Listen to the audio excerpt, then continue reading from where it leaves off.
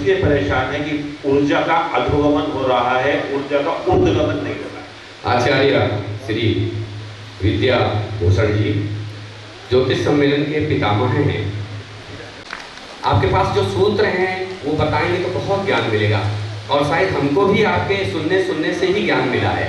न जाने कितने ज्योतिष सम्मेलनों में आपने ज्ञान अर्जित किया है, तो जुड़ करके कितना हो गया। जैसे नाई होता है ना और पंडित होता है, तो पंडित जो होता है तो वो अपनी ही सिर्फ विद्या जानता है, लेकिन नाई जो है तो पंडित 36 पंडितों के साथ काम करता है, तो 36 प्रकार की लोक रीति जानता है। इसलिए पंडित से नाई को ज्यादा बोला गया है, महत्व दिया गया है। मैं क्योंकि 2 मिनट का समय लूंगा, आपका ये चलता रहेगा, मैं सम्मान थोड़ा सा कर दूंगा।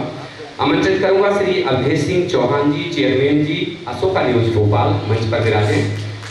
श्री अक्षय दुबे जी, श्री अनंत मिश्रा जी सिवनी से पधारे हैं, वैदिक आश्रित पांडे जी एवं डॉक्टर सुरेंद्र सिंह राठौर जी हमीदिया अस्पताल से हमारे विशेष गुरु जी के शिष्यों में से हैं। इसका थोड़ा सा साउंड कम कर दिया जाए। जय हो। आप सभी का तालियों से स्वागत किया जाए। धन्यवाद। तो ऊर्जा का ऊर्ध्वगमन कैसे हो, ऊर्जा का संचय कैसे हो, ये होता है तप से।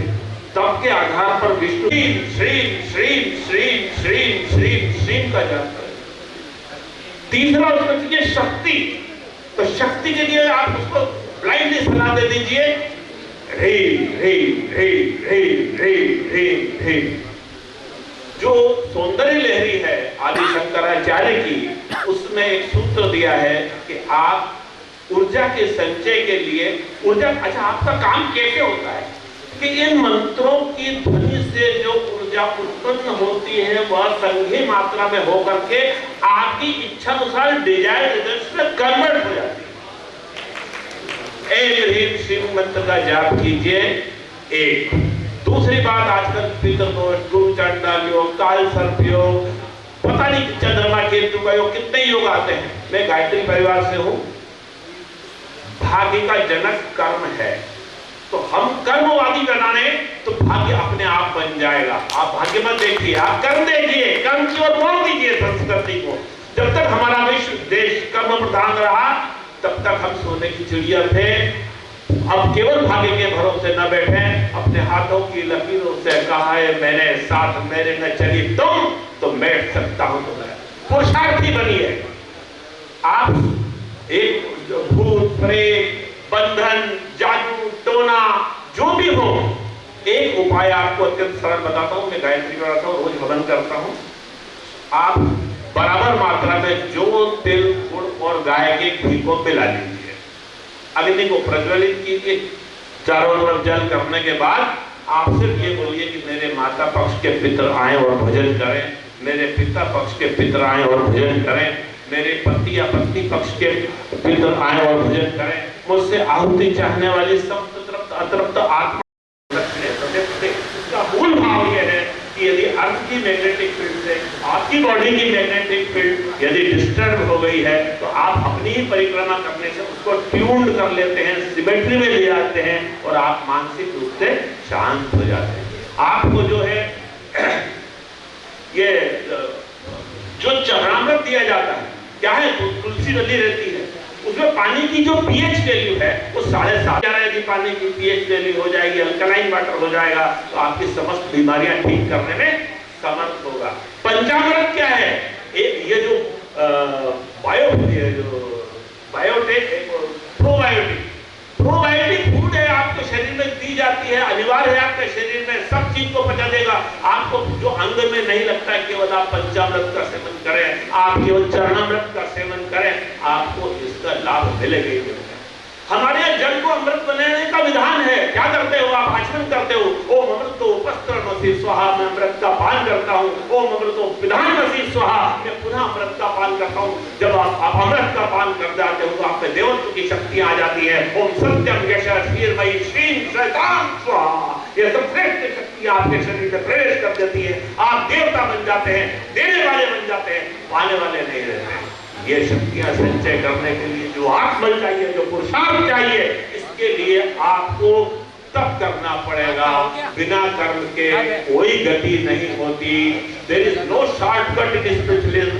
मैं और भी प्रयास कर रहा हूँ कि कर्म कांड में जितनी भी विधाएं हैं, अरे आपके घर में अशांति है, अरे भगवान के घर में जो काम जल रखा हुआ है उससे आप कुछ मत कीजिए। ओम देव शांति अंतरिक्ष ओम शांति पृथ्वी शांति रापा शांति औषधय शांति वनस्पति शांति ब्रह्म शांति सर्व शांति शांति सामा शांति रेडी।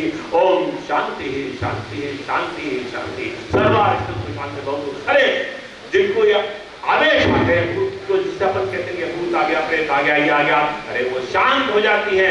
मैंने इसका प्रयोग किया है। मैं इंजीनियर हूँ, मैं आखिरी के धर्म पे भी विश्वास नहीं करता था। मैंने जब इसको पढ़ना चालू किया तो देखा कि ये पूर्णतः वैज्ञानिक है। और हमारे गुरुदेव आचार्य श्री राम शर्मा ने इसका बड़ा वैज्ञानिक अध्यात्म हुआ। गायत्री की उपासना कीजिए। अरे एम्स में रिसर्च हो चुका है। मेरा समय हो गया, चलो एम्स में रिसर्च हो चुका है। अरे एक पंडित मंदिर के अंदर आपके लिए ओम त्र्यंबकम यजामहे सुगंधिं पुष्टिवर्धनम् उर्वारुकम् मदनान् लक्ष्मण का जाप करता है और भर्ती मरीज वहां उसका लाभान्वित होता है और मरण ठीक होता है। क्या होता है? जो ध्वनि की ऊर्जा है इसका रूपांतरण है। किसमें? जो इच्छा है वो जीवन चाहते हो जीवन मिलेगा, रोग मुक्ति चाहोगे रोग मुक्ति मिलेगी, जो चाहोगे जो मांगोगे वही मिलेगा। हमारे धर्म में, हमारे अध्यात्म में, हमारे मंत्र में, हमारी क्रियाओं में हमारे धर्म की शक्ति निहित है। क्यों बनना, क्यों फायदा नहीं कर रहा? अरे हमको विश्वास नहीं है, हम कुछ करना नहीं चाहते हैं। अरे सब विद्यालयों में, संस्कृत विद्यालयों में विशेष रूप से आप एम सब बच्चों को साधना कराइए, प्राणायाम कराइए। अरे ये स्वर शास्त्र क्या है? अरे बिना स्वर शास्त्र के आप किसी ज्योतिष कितने ही बड़े हो, किसी काम के नहीं हो, कोई ज्ञान की आवश्यकता नहीं है। सांस लीजिए और सांस छोड़िए, इतने में आपको उत्तर आ जाना चाहिए। ये श्राप और वरदान देने का अभिप्राय क्या होता है? ऋषि कौन सामर्थ्य थे? उन पास सबकी उतनी ऊर्जा थी, लेकिन क्या होता था?